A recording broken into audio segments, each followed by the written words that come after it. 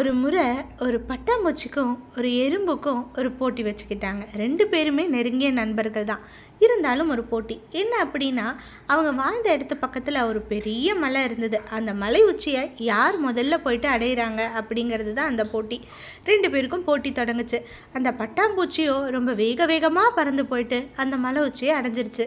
ஆனால் அந்த எறும்போ கொஞ்சம் கொஞ்சமாக ஊர்ந்து மலையோட பாதி தூரத்தை தான் அடைய போயிருந்தது. அப்போ அந்த பட்டாம்பூச்சி அந்த எறும்பை ரொம்ப வேகமாக தேடிட்டு மறுபடியும் மலை உச்சி அடைஞ்சிட்டு மறுபடியும் வந்து பார்க்குது. அப்போ தான் அது பாதி தூரத்தை இருக்குது. கொஞ்சம் கிண்டல் பண்ணி சிரிக்குது. எனக்கு அப்போவே தெரியுமே, நான் தான் முதல்ல போயிட்டு அந்த மலை உச்சி அடைவேன்னு கிண்டல் பண்ணி சிரிக்க ஆரம்பிச்சிருச்சு. ஆனால் அந்த எறும்பு கொஞ்சம் கூட கவலைப்படலை. தொடர்ந்து ஏறிக்கிட்டே இருந்தது அந்த மலை உச்சி அடையிறதுக்காக. கொஞ்ச நாள் ஆச்சு. அந்த எறும்பு என்ன பண்ணுச்சு, அந்த மலை உச்சியை தொடர்ந்து அடைஞ்சிருச்சு நடந்து. ஆனால் இப்போ அந்த பட்டாம்பூச்சி அங்கே வந்து பார்க்குது, மலை உச்சியில் எறும்பு இருக்குது.